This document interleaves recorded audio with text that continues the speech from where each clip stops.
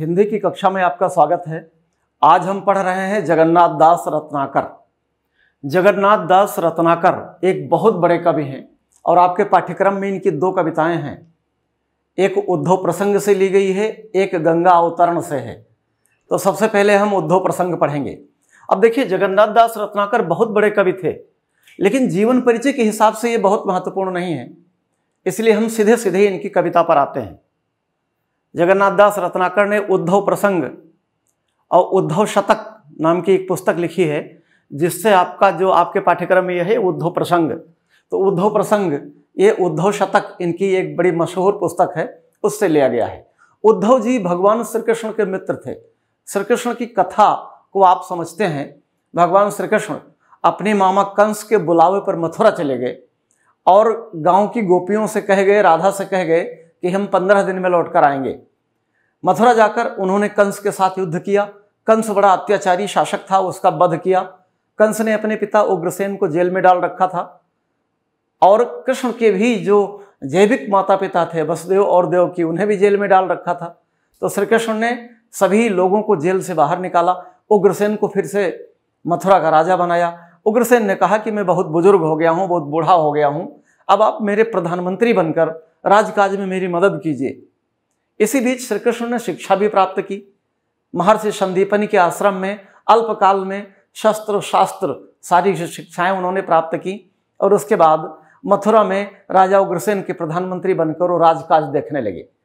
मथुरा तो वो गोकुल लौटकर नहीं आए। गोकुल की सारी गोपियां उनके वियोग में तड़पती रहीं। राधा और उनकी सखियां और कृष्ण के जिन्होंने पालन पोषण किया था, नंद यशोदा और कृष्ण के सारे मित्र ग्वाल बाल सब तड़पते रहे, लेकिन कृष्ण दोबारा लौटकर नहीं आए। कृष्ण और गोपियों की कथा बड़ी करुण कथा है, लेकिन ये तकलीफ अकेले गोपियों को ही नहीं सहन करनी पड़ी। भगवान कृष्ण भी बहुत परेशान रहते थे। मथुरा में गोपियों की याद में रोते थे। मथुरा में उन्हें एक मित्र मिले जिनका नाम था उद्धव।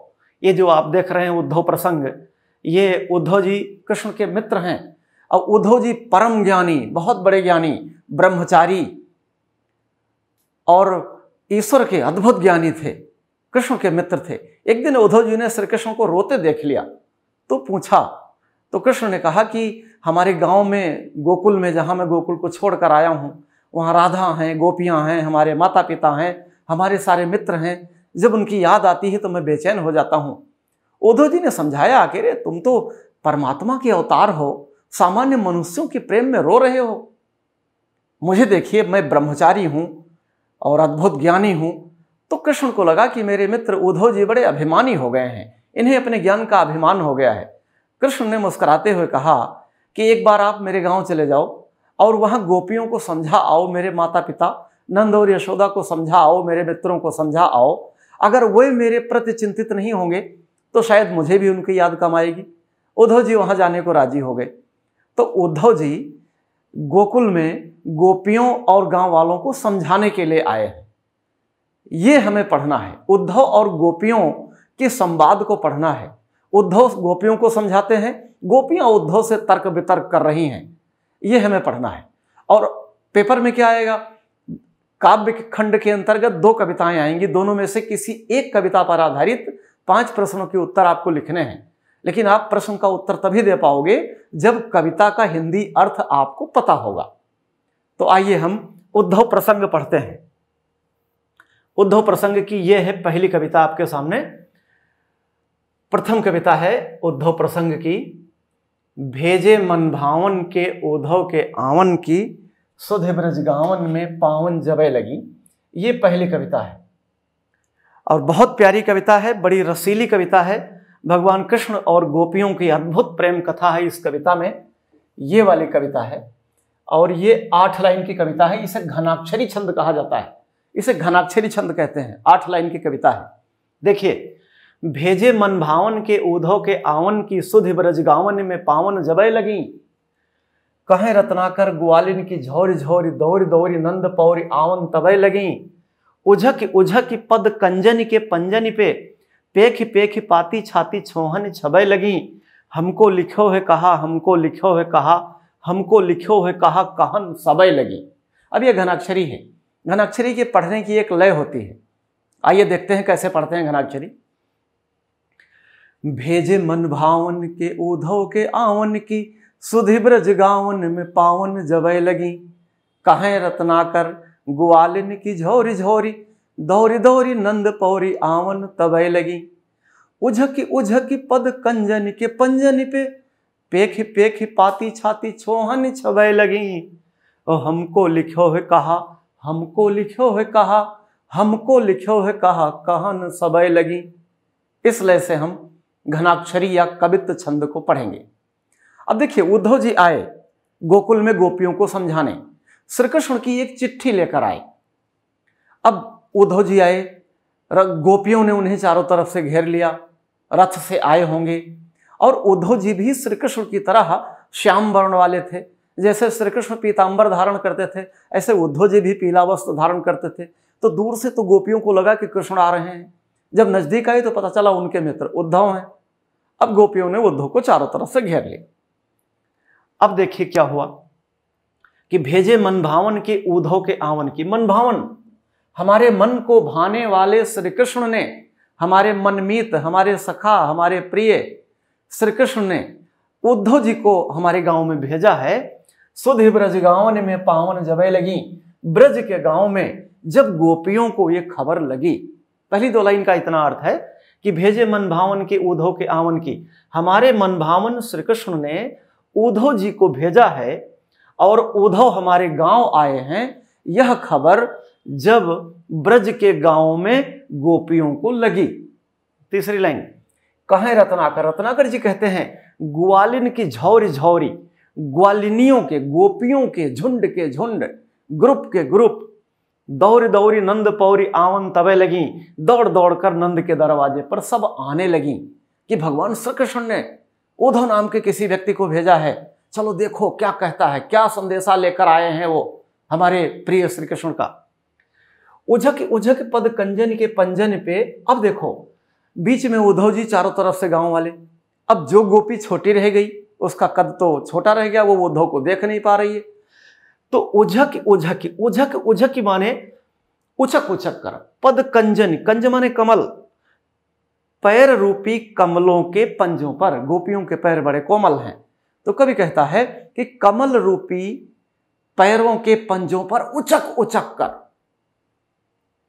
पेखी पेखी पाती छाती छोहन छबै लगी। अब उद्धव के हाथ में चिट्ठी थी श्री कृष्ण की दी हुई। उस चिट्ठी को देखकर सारी गोपियां छाती पीट पीट कर कह रही हैं। देखिए, छाती छोहन छबै, छ छ छ, अनुप्रास अलंकार। एक अक्षर कविता में जहां एक से अधिक बार लगातार आ जाए वहां अनुप्रास अलंकार होता है। देखिए, छाती छोहन छबै और पेख पेख पाती, प प प, बड़ा प्यारा अनुप्रास बन रहा है। तो हाथ में उद्धव जी की जो चिट्ठी थी उसे देखकर गोपियां छाती पीटने लगी। हमको लिखो है कहा, हमको लिखो है कहा, हमको लिखो है कहा, कहन सबै लगी। सारी चिल्लाने लगी, कह रहे चिट्ठी में मेरे लिए क्या लिखा है, चिट्ठी में मेरे लिए क्या लिखा है, चिट्ठी में मेरे लिए क्या लिखा है। इस तरह सारी गोपियां उद्धव के हाथ में दबे चिट्ठी को देखकर चिल्लाने लगी।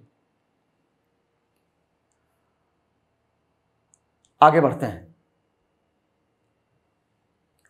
पहले हम सारी कविताओं का अर्थ देख लेंगे, उसके बाद तब इन पर आधारित प्रश्न लेंगे। अब उद्धव जी और गोपियों से संवाद चल रहा है।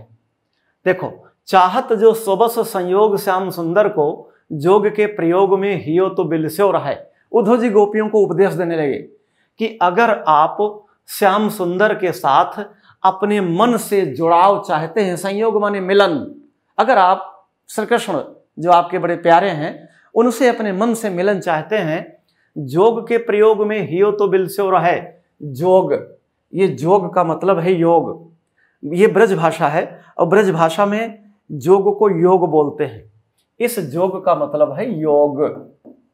योग, योगाभ्यास, शारीरिक कसरत, एक्सरसाइज, जिसे आप अंग्रेजी में योगा कहते हैं, वो ही योग है। योग हमारा हिंदी का शब्द है, शुद्ध संस्कृत का शब्द है, विदेश में जाकर योगा हो गया और आज हम भी उनकी नकल करके योग को योगा कहते हैं। तो जोग के प्रयोग में हियो तो बिलस्यो रहे। उद्धव जी कहते हैं गोपियों से कि अगर आप चाहती हैं कि श्याम सुंदर से आपका मिलन हो जाए तो आप योग अपनाइए, योग के प्रयोग से आप उन्हें प्राप्त कर सकती हैं। कहें रत्नाकर सो अंतर्मुखी है ध्यान। रत्नाकर जी कहते हैं कि उद्धव कहते हैं कि आप अंतर्मुखी होकर ध्यान लगाइए। मन जो ही ये कंज जगी ज्योति में धस्यो रहा है। आपके हृदय में जब दिव्य कमल प्रफुल्लित हो जाएगा तब आपका मन श्री कृष्ण से आंतरिक मिलन कर लेगा। ऐसे करो लीन आत्मा को परमात्मा में, अपनी आत्मा को ध्यान के माध्यम से परमात्मा में लीन कर दो। जामे जड़ चेतन विलास विकस्यो रहे, उसी परमात्मा में जड़ चेतन दोनों समाये हुए हैं। मोह बस जोहत बिछोह जिए जाको छोही, सो तो सब अंतर निरंतर बस्यो रहे। आप लोग जिसके प्रति वियोग का अनुभव कर रही हो वह परमात्मा तो कण कण में व्याप्त है, सब अंतर निरंतर बसो रहा है। हमारे अंदर ही वो परमात्मा बसा हुआ है। तीसरी कविता लेते हैं। सुनि सुनि उद्धव की अकह कहानी कान को थहरानी को थान ही थिरानी है। अब ये छोड़ छोड़कर कविता है, क्योंकि कवि को पता है, बोर्ड को पता है कि आप इंटरमीडिएट के विद्यार्थी हैं, इसलिए उसने उद्धव शतक की कठिन कविताओं को आपको नहीं पढ़ने को दिया है। छोटी छोटी कविताएं, प्यारी प्यारी अच्छे शब्दों की कविताएं आपको पढ़ने के लिए दी हैं। अब बीच में उद्धव और गोपियों के तर्क वितर्क चल रहे हैं। उद्धव समझाते हैं, गोपियां काउंटर अटैक करती हैं, उनकी काट करती हैं, फिर उद्धव बताते हैं, फिर गोपियां अपना तर्क देती हैं। अब गोपियां सुनते सुनते थक गई। देखिए, सुनि सुनि उद्धव की अकह कहानी कान को थारानी को थान ही थिरानी है। उद्धव की कहानी सुनते सुनते गोपियों के कान पक गए। उद्धव क्या कहते थे? ईश्वर में ध्यान लगाओ, श्री कृष्ण से ध्यान हटाओ, योग करो, एक्सरसाइज करो, कसरत करो, आपका मन कृष्ण से हट जाएगा, सीधे परमात्मा से आपका मिलन हो जाएगा। और वह परमात्मा तो अंदर ही बसा हुआ है, उसे आप लोग बाहर क्यों खोज रहे हो? इस तरह ज्ञान और योग का उपदेश उद्धव जी कर रहे हैं। तो ज्ञान और योग की बातें सुनते सुनते गोपियां परेशान हो गईं। सुनि सुनि उद्धव की अकह कहानी कान, उद्धव जी की बेकार की कहानी सुनते सुनते को थहरानी, को थान ही थिरानी है। ये ब्रज भाषा है। थान माने स्थान पर, थिरानी माने स्थिर हो जाना। कोई गोपी थरथरा उठी और कोई अपने स्थान पर स्थिर हो गई। कहें रत्नाकर रिसानी, रत्नाकर जी कहते हैं कोई रिसानी, कोई नाराज हो गई। बर्रानी को, कोई भागने लगी इधर उधर। को बिकलानी बिलखानी, बिकलानी बितकानी है, कोई बिलखने लगी, कोई व्याकुल हो गई। इस तरह अर्थ लीजिए कि उद्धव जी की ज्ञान और योग की बातें सुनकर गोपियों का दिमाग खराब हो गया। कोई थरथराने लगी, कांपने लगी अपने स्थान पर खड़ी होकर, कोई चुपचाप अपने स्थान पर स्थिर हो गई, कोई व्याकुल हो गई, कोई रोने चिल्लाने लगी, कोई अपने बाल नोचने लगी। को सेद सानी, सेद माने स्वेद और स्वेद माने पसीना, कोई पसीने से सन गई, को भर दीर्घ पानी रही, कोई आंखों से आंसू बहाने लगी। को घूम घूम परी भूमि मुरझानी है और कोई चक्कर खाकर भूमि पर गिर पड़ी। को श्याम श्याम के बहा के बिललानी को, और कुछ गोपी श्याम श्याम कहकर बहकने लगी, रोने चिल्लाने लगी। कोमल करेजो थाम सहा में सुखानी है, और कुछ गोपियां अपने कोमल करेजे को थाम कर खड़े खड़े सूख गई, मुरझा गई। देखो, दुख का प्रभाव सब पर अलग अलग तरीके से पड़ता है। तो यहां कवि के लोक तत्व का पता चलता है कि जिस तरह से दुख में कोई रोने चिल्लाने लगता है, कोई आंसू बहाने लगता है, कोई गुमसुम हो जाता है, इस तरह गोपियों की मनोदशा इस कविता में बताई गई है। आइए अगली कविता देखते हैं। अब गोपियां कहती हैं, कान्हदूत कैंधो ब्रह्मदूत होए पधारे आप। ये कविता देखिए, कान्हदूत कैंधो ब्रह्मदूत होए पधारे आप, जानती धारे प्रन फेरन को मति ब्रजवारी की। गोपियां बड़ा अच्छा तर्क देती हैं कि कान्हदूत आप कृष्ण के दूत बनकर आए हैं। कैंधो माने अथवा, अथवा ब्रह्मदूत ईश्वर के दूत बनकर आए हैं। हे उद्धव, आप कृष्ण के दूत बनकर आए हैं या वो ब्रह्म के दूत बनकर आए हैं? धारे प्रण फेरन को मत ब्रजबारी की, ब्रजबारी माने ब्रज की बालिकाएं, हम ब्रज की गोपियों के प्रण को आप तोड़ने आए हैं। रत्नाकर जी कहते हैं, पर प्रीत रीति जानत ना, लेकिन आप प्रेम की रीति नहीं जानते। ठानत अनीति आन लीत ने अनाड़ी की, आप किसी अनाड़ियों की तरह अनीति की बात कर रहे हैं। हम कृष्ण हमारे आराध्य हैं, हम उनसे प्रेम करते हैं। आप हमें बेकार में ज्ञान और योग का उपदेश दे रहे हो, अनाड़ियों की भाषा में बात कर रहे हो आप। मान्यो हन काम कान ब्रह्म एक ही कहो जो तुम। हमने मान लिया, आपने कहा कान और ब्रह्म एक हैं, कृष्ण और ईश्वर एक है, हमने मान लिया जो आपने कह दिया। तो हमें भावत न भावना अन्यारी की, तो भी हमें अन्यारी, हमें कृष्ण और ईश्वर को अलग अलग नहीं करना है। हम कृष्ण से अलग होना ही नहीं चाहते, हमें आपकी ये भावना अच्छी नहीं लगती। ये इसका अगला भाग अगले पेज पर है और ये बहुत जबरदस्त लाइन है, ये बहुत समझने की चीज है, इसको आप समझ लीजिएगा कि जइहे बनी बिगड़ी न बारिधिता बारिधि की, बूंदता विलई है बूंद विवश बिचारी की। बारिधिता, बारिधि माने समुद्र, समुद्र, बारिधि धी। देखो जल के पर्यायवाची में अगर आप धी जोड़ते चले गए, धा पर छोटी मात्रा धी, बारिधि, तो समुद्र बनता जाएगा। जल के पर्यायवाची में अगर आप दा जोड़ते चले गए तो बादल बनता जाएगा। जल में दा जोड़ दीजिए जलद, नीर में दा जोड़ दीजिए नीरद, जितने भी पर्यायवाची हैं। और जल के पर्यायवाची में अगर आप जा जोड़ते चले गए, जल में जा जोड़ दीजिए जलज, तो कमल बनता चला जाएगा।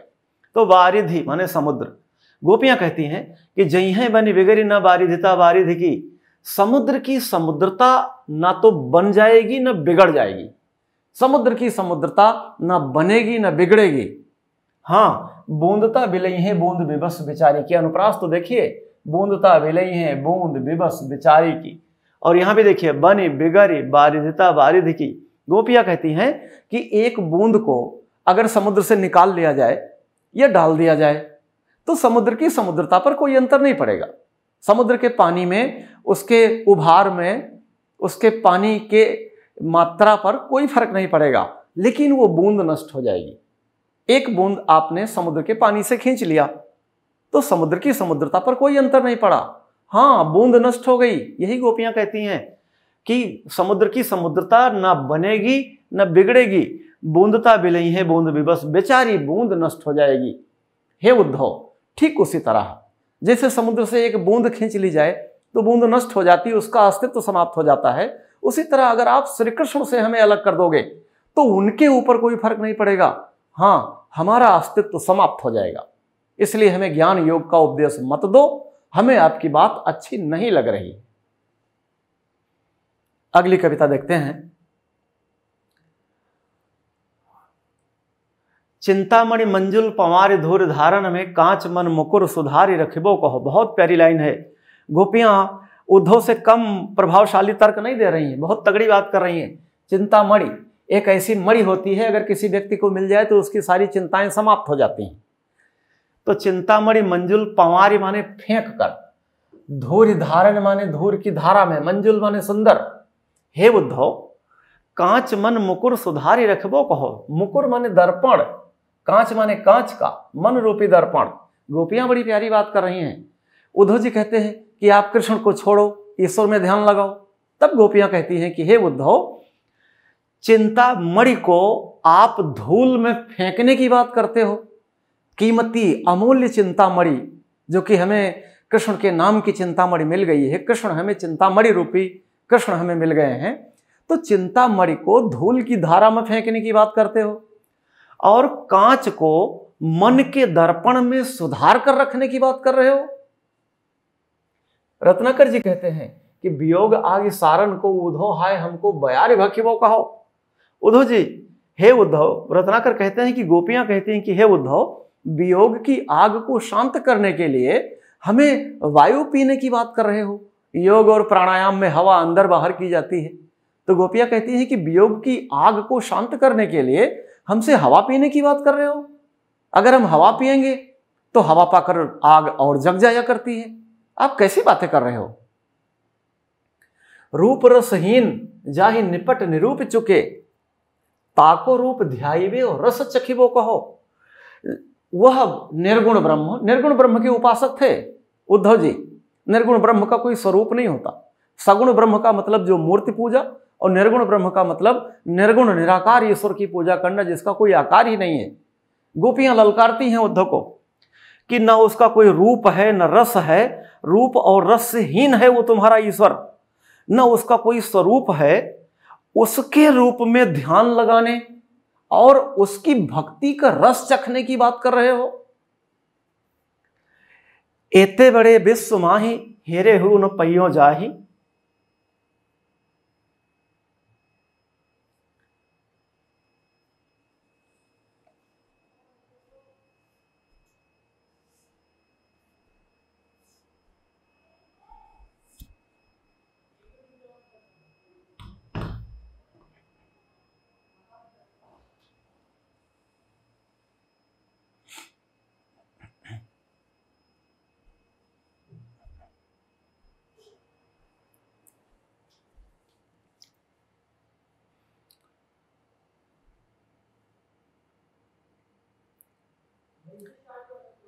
एते बड़े विश्व माही, हेरे हु न पइयो जाही। इतने बड़े विश्व में जिस परमात्मा को खोजा नहीं जा सकता, ताहि त्रिकुटी में नैन मूंद लखिबो कहो। उसे त्रिकुटी में आंख बंद करके देखने की बात कर रहे हो। त्रिकुटी माने ये आंखों के बीच का, भौहों का स्थान, आज्ञा चक्र, जहां पर चंदन लगाया जाता है। चंदन इसलिए लगाया जाता है कि हमारा आज्ञा चक्र, हमारा मस्तिष्क शीतल रहे, हमें क्रोध ना आए। महिलाएं इसीलिए इस पॉइंट पर बिंदी लगाती हैं, रोली कुमकुम की बिंदी लगाती हैं कि उनका भी मस्तक शीतल रहे। लेकिन आजकल एक फैशन चल पड़ा है, रोली कुमकुम की बिंदी आती ही नहीं और केमिकल की बिंदी आती है, तो महिलाएं केमिकल की बिंदी लगाकर पूरे दिन क्रोध से भरी रहती हैं। और पुरुष भी सिंदूर को मस्तक पे लगा लेते हैं और पूरे दिन क्रोध से उबलते रहते हैं। तो हमें चंदन धारण करना चाहिए। यहाँ पर त्रिकुटी, दोनों आंखों के मध्य, भौहों के बीच का स्थान, ये त्रिकुटी। तो गोपियां कहती हैं कि इतने बड़े विश्व में जिसे ढूंढा नहीं जा सकता, हे उद्धव तुम उसे त्रिकुटी में आंख बंद करके देखने की बात कर रहे हो। आंख है भरी भरी और तुम मुस्कुराने की बात करते हो। इस तरह गोपियां उद्धव को अपना तर्क दे रही हैं। अगली कविता देखिए, बहुत प्यारी है। आए हो सिखावन को जोग मथुरा ते तोपे, उधो ये वियोग के बचन बतराओ ना। कहे रत्नाकर दया करी दरस दीनो, दुख दरिवे को तोपे अधिक बढ़ाओ ना। टूक टूक हुई है मन मुकुर हमारो हाय, चूकी हूं कठोर बैन पाहन चलाओ ना। और एक मनमोहन तो बस के उजार्यो, मोहि हिये में अनेक मनमोहन बसाओ ना। बहुत प्यारी रचना है। गोपियां कहती हैं कि आए हो सिखावन को जोग मथुरा ते, हे उद्धव आप मथुरा से हमें योग की शिक्षा देने आए हो, इसलिए उद्धव ये वियोग के वचन बतराओ ना। हे उद्धव में वियोग की बातें क्यों बता रहे हो? योग की शिक्षा देने आए हो, फिर वियोग की बात बता रहे हो। रत्नाकर जी कहते हैं कि गोपियां कहती हैं कि बड़ी दया करके आपने हमें दर्शन दिया है, इसलिए हमारे दुख को और अधिक मत बढ़ाओ। हम पहले से ही बहुत दुखियारी हैं। हमारे प्यारे मनमोहन श्री कृष्ण हमें छोड़कर चले गए, हम बहुत दुखी हैं, हमारे दुख को और मत बढ़ाओ। टूक टूक हुई है मन मुकुर हमारो हाय। मुकुर माने शीशा, हमारा मन रूपी दर्पण टुकड़े टुकड़े हो जाएगा। चूकी हूं कठोर बैन पाहन चलाओ ना। हम पहले से ही चूके हुए हैं। उन्होंने कहा था 15 दिन में आएंगे, हमने जाने दिया, अब न लौटे, चूक गए हम लोग उन्हें भेजकर। तो कठोर वचन रूपी पत्थर मत मारो, क्योंकि पत्थर मारने से शीशा टूट जाता है, और वचन रूपी पत्थर मारने से मन रूपी शीशा टूट गया हमारा। एक मनमोहन तो बस के उजार्यो, एक मनमोहन जो हमारे दिल में बसे थे वो तो उजड़ गए। ही में अनेक मनमोहन बसाओ ना, हमारे हृदय में ज्यादा मनमोहन मत बसाओ। ईश्वर और कृष्ण इन सब की बातें मत करो, हम सिर्फ एक को जानती हैं, श्री कृष्ण ही हमारे आराध्य हैं, हम उन्हीं से प्रेम करती हैं, बाकी हम किसी ईश्वर को नहीं जानते। अगली कविता देखिए।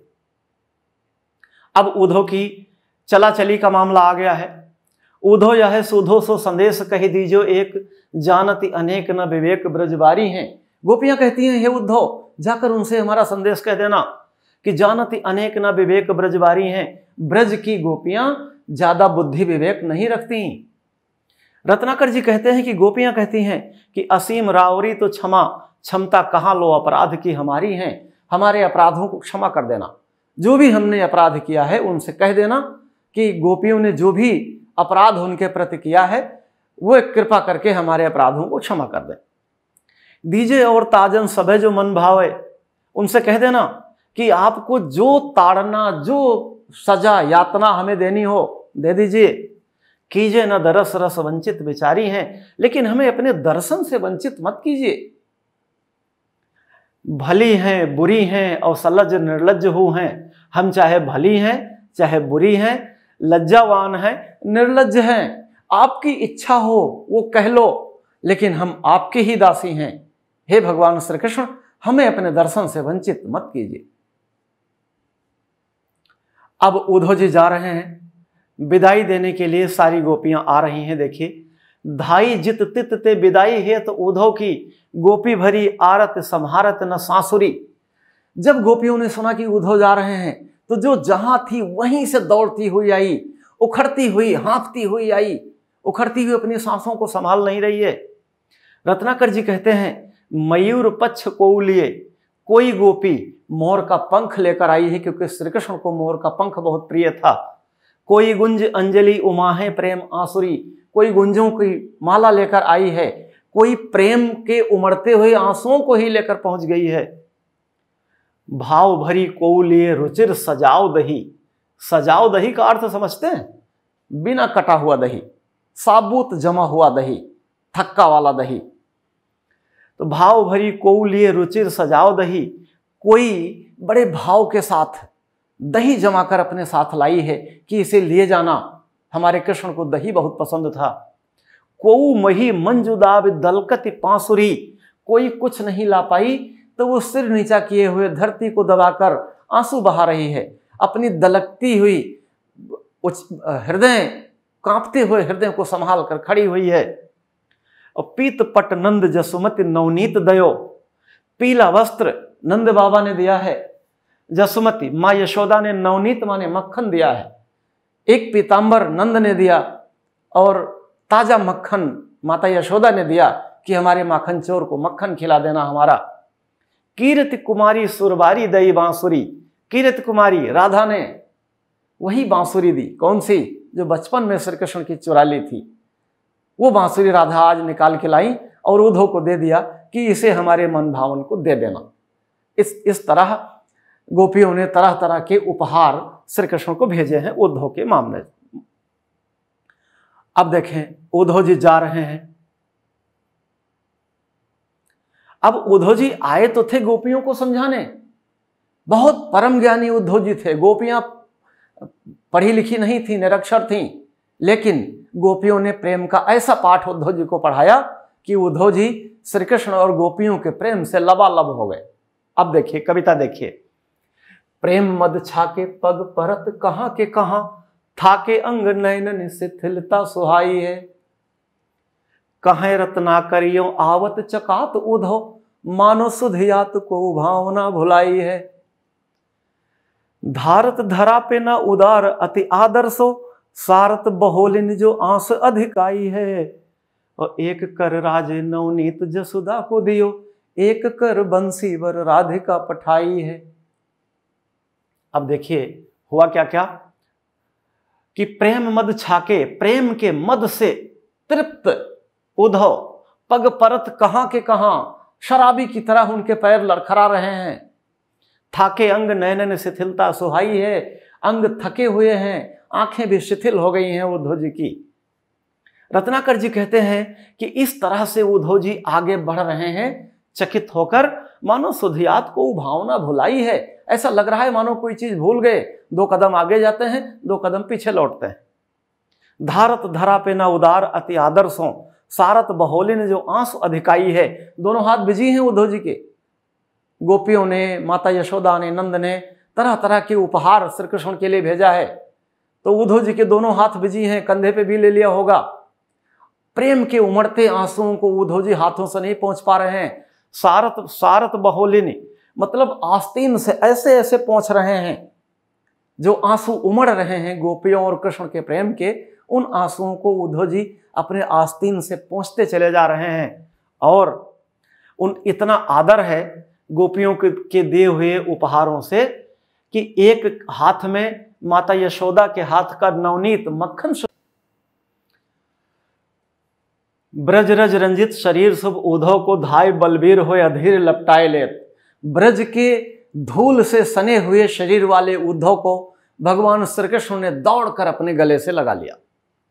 रत्नाकर जी कहते हैं सुप्रेम मद माते हेरी थरकति बाह थाम थहर थिराए लेत।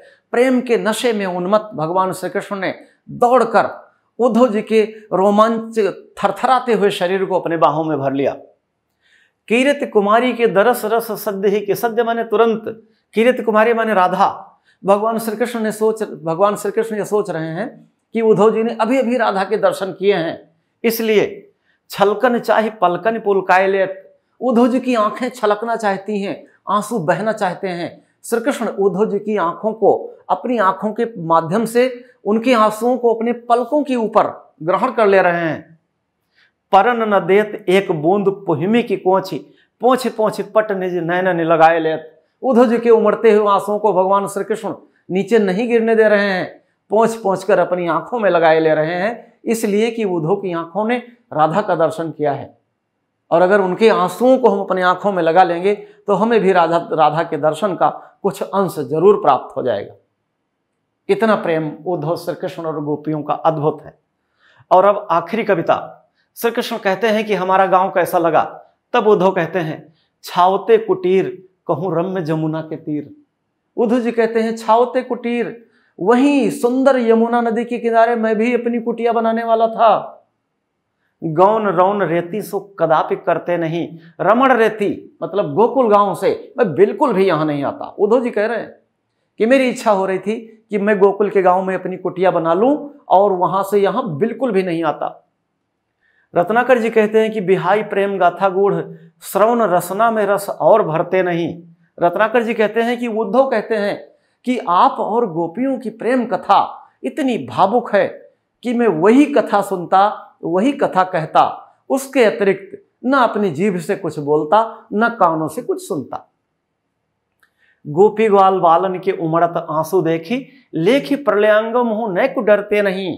हे श्री कृष्ण, गोपी ग्वाल बाल आपके वियोग में इतने व्याकुल हैं, इतने आंसू बहा रहे हैं, ऐसा लग रहा है मानो प्रलय आ जाएगी, फिर भी मैं नहीं डरता। हो तो चित चाओ जो न राव रे चितावन को। आपके दर्शनों की अगर मुझे इच्छा ना होती तो ब्रज को छोड़कर इतने पांव धरते नहीं, मैं यहां बिल्कुल नहीं आता। इस तरह उद्धव शतक की प्रमुख कविताओं को आपने पढ़ा है। अब आइए जल्दी से इन कविताओं पर आधारित 5 प्रश्न देख लेते हैं और इनके उत्तर देखते हैं। गंगा अवतरण आपको अगले पाठ पर पढ़ाऊंगा। सबसे पहले हम अभ्यास के प्रश्न देखते हैं। ये देखिए, कान्हदूत कैंधो ब्रह्मदूत होए पधारे आप धारे परन फेरन को मति ब्रजबारी की, ये वाली कविता है। अब देखिए प्रश्न क्या है, उपयुक्त गद्यांश के शीर्षक एवं रचनाकार का नाम लिखिए। तो गद्यांश का शीर्षक उद्धव प्रसंग और रचनाकार है जगन्नाथ दास रत्नाकर। अगर आपसे संदर्भ पूछा जाए तो तुरंत संदर्भ लिख दीजिएगा। प्रस्तुत पद्य खंड हमारी पाठ्य पुस्तक हिंदी के उद्धव प्रसंग नामक पाठ से लिया गया है। इसके रचयिता जगन्नाथ दास रत्नाकर जी हैं। दूसरा, गोपियों ने उद्धव को अनाड़ी क्यों बताया? क्योंकि उद्धव जी प्रेम की रीति को नहीं जानते थे, इसलिए गोपियों ने उद्धव को अनाड़ी बताया। तीसरा, इस पद्यांश में किस बात का प्रतिपादन किया गया है? इस पद्यांश में योग और ज्ञान की बात का प्रतिपादन किया गया है। अगर आपको कविता का अर्थ आता है तो आप बता लेंगे, नहीं तो नहीं बता पाएंगे। चौथा देखिए, गोपियों ने ब्रह्मदूत किसे कहा है? गोपियों ने ब्रह्मदूत उद्धव को कहा है। गोपियां कहती हैं आप कृष्ण के दूत हो या ईश्वर के दूत बनकर आए हो, हमें नहीं पता। रेखांकित पंक्ति की व्याख्या कीजिए। अब रेखांकित पंक्ति देखिए, ऐसे लाइन खींची रहेगी, आपको व्याख्या करनी है। तो गोपियां कहती हैं जई है बनी बिगरी ना वारिदिता वारिधि की बूंदता बिलई है बूंद विवश बेचारी की। आप पूरी बात लिखोगे कि कृष्ण के कहने पर गोपियों को समझाने गोकुल में कृष्ण के परम मित्र ब्रह्मचारी और परम ज्ञानी उद्धव जी आए हैं। उद्धव और गोपियों का तर्क वितर्क चल रहा है। गोपियां उद्धव से कहती हैं कि हे उद्धव, जिस प्रकार समुद्र से एक बूंद पानी निकाल लेने से समुद्र की समुद्रता पर कोई अंतर नहीं पड़ता, लेकिन बूंद का अस्तित्व समाप्त हो जाता है, उसी तरह श्री कृष्ण हमारे लिए समुद्र हैं, हम बूंद हैं। आप अगर हमें श्री कृष्ण से अलग कर दोगे तो हमारा अस्तित्व समाप्त हो जाएगा और श्री कृष्ण के व्यक्तित्व पर कोई फर्क नहीं पड़ेगा। अब देखो दूसरी कविता देखिए, चिंतामणि मंजुल पवार धूर धारण में कांच मन मुकुर सुधारी रखबो कहो। इस पर देखिए 5 प्रश्न हैं ये पुस्तक में, जो हैं मैं उन्हीं की व्याख्या कर रहा हूं। इस पद्यांश का संदर्भ लिखिए, आप बड़े आराम से संदर्भ लिख देंगे। गोपिकाएं उद्धव से क्या कहती हैं? गोपिकाएं उद्धव से कहती हैं, अब हमें कविता देखनी पड़ेगी तब बात बनेगी। गोपियां उद्धव से कहती हैं कि हे उद्धव, आप चिंतामणि को तो कहते हो धूल में फेंक दो, और कांच को हृदय के दर्पण में संभाल कर रखने की बात कर रहे हो। अर्थात जो ब्रह्म हमारे किसी काम का नहीं है उसे कहते हो हृदय में धारण करो, और जो हमारे प्रिय श्री कृष्ण हैं उन्हें भूल जाओ। ये गोपियां कहना चाहती हैं। तीसरा, प्रस्तुत पद्य में किस बात को प्रतिपादित किया गया है? प्रस्तुत पद्य में गोपियों के कृष्ण के प्रति अनन्य भक्ति को प्रतिपादित किया गया है। कांच मन मुकुर सुधारी रखबो को हो, इस पंक्ति में कौन सा अलंकार है? कांच मन मुकुर सुधारी रखबो, यहां रूपक अलंकार है, बहुत प्यारा रूपक है। रेखांकित पंक्ति की व्याख्या कीजिए, जो पंक्ति रेखांकित होगी उसकी व्याख्या कर दीजिएगा। अगला है, आए हो सिखावन को जोग मथुरा तो तोपे उधो ये वियोग के बचन बतराओ ना। इस पर आधारित हम प्रश्न लेते हैं। देखिए इस पद्यांश का संदर्भ लिखिए, आप संदर्भ लिख देंगे, कोई दिक्कत नहीं है। उद्धव को उपदेश देने के लिए किसने भेजा था? श्री कृष्ण ने भेजा था। वैन पाहन में अलंकार का उल्लेख कीजिए, वचन रूपी पत्थर, रूपक अलंकार, वचन रूपी पत्थर, रूपक अलंकार वैन पाहन। इस पद्यांश में किस रस की अभिव्यक्ति है? इस पद्यांश में वियोग श्रृंगार की अभिव्यक्ति है। रेखांकित अंश का अर्थ स्पष्ट कीजिए, जो भी रेखांकित हो।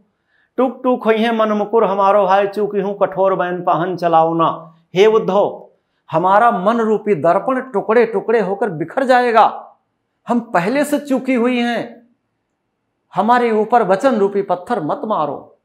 जिस प्रकार पत्थर मारने से शीशा टूट जाता है, उसी तरह वचन रूपी पत्थर मारने से मन रूपी शीशा टूट जाता है। हे उद्धव, हमारे साथ ऐसा ना करो। यह रेखांकित अंश की व्याख्या है। अब अगला है, प्रेम मद छाके पग परत कहां के कहां थाके अंग नैनन शिथिलता सुहाई है।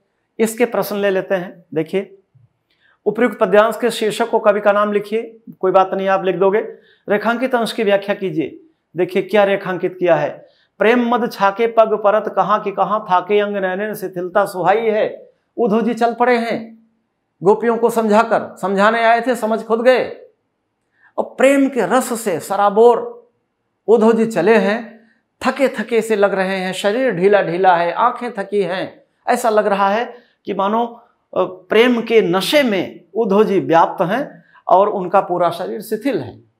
इस तरह धीमे धीमे कदमों से अपनी नगरी मथुरा की ओर चल पड़े। अगला प्रश्न देखिए, विदाई के बाद उद्धव किस प्रकार लौट रहे थे? विदाई के बाद उद्धव बड़े थके थके से और प्रेम के नशे से नशीले बने उद्धव लौट रहे थे।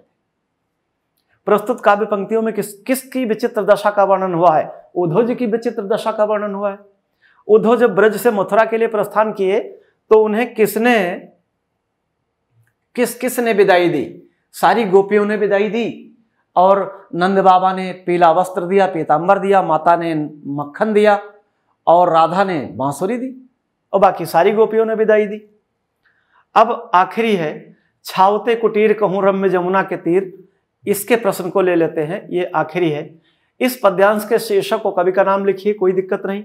रेखांकित अंश की व्याख्या कीजिए। देखिए क्या रेखांकित किया गया है, जो अंडरलाइन है ये, छावते कुटीर कहूं रम्य जमुना के तीर, गौन रौन रहती सो कदापि करते नहीं। जब कृष्ण कहते हैं कि हमारा गांव कैसा लगा, वहां के लोगों की बातचीत, वेशभूषा, रहन सहन, सभ्यता कैसी लगी, तो उद्धव जी कहते हैं भावुक होकर, रस में भरकर, कि मेरी इच्छा थी कि वहीं आपके गांव में सुंदर यमुना नदी के किनारे मैं भी अपनी एक कुटिया बना लेता, और आपके गांव गोकुल को छोड़कर इधर मेरी आने की बिल्कुल इच्छा नहीं थी। ये आपको व्याख्या कर देनी है। अगला प्रश्न क्या है? तीसरा देखिए, उद्धव ब्रजभूमि से लौटकर श्री कृष्ण से क्या कहते हैं? उद्धव ब्रजभूमि से लौटकर श्री कृष्ण से कहते हैं कि आज मुझे पता चला कि प्रेम होता क्या है। आपके और गोपियों की प्रेम कथा इतनी अद्भुत है, इतनी मार्मिक है कि मैं वहीं यमुना नदी के किनारे अपनी कुटिया बनाना चाहता था और आपके और गोपियों की प्रेम कथा को कानों से सुनना चाहता था और जीभ से बोलना चाहता था। उद्धव ने गोपियों तथा ग्वाल बालों के उमड़ते आंसुओं की तुलना किससे की है? उद्धव ने गोपियों के और ग्वाल बालों के उमड़ते आंसुओं की तुलना प्रलय काल से की है कि चाहे इतने आंसू उमड़ जाते कि प्रलय आ जाती, संसार नष्ट हो जाता, मुझे कोई चिंता नहीं थी। चिंता इसलिए थी कि मुझे आपके दर्शन करने थे, इसलिए चला आया, अन्यथा मैं भी यमुना नदी के किनारे कहीं अपनी कुटिया बना लेता। उद्धव कहाँ बसने की इच्छा व्यक्त कर रहे हैं? उद्धव गोकुल गांव में यमुना नदी के किनारे भगवान श्री कृष्ण ने जहां अपनी बाल लीला की थी वहीं पर बसने की इच्छा व्यक्त कर रहे हैं। इस तरह हमने उद्धव प्रसंग नामक शीर्षक, जिसे जगन्नाथ दास रत्नाकर ने लिखा था, सारी कविताओं की व्याख्या देख ली है और महत्वपूर्ण कविताओं पर आधारित 5-5 प्रश्नों के उत्तर देख लिए हैं।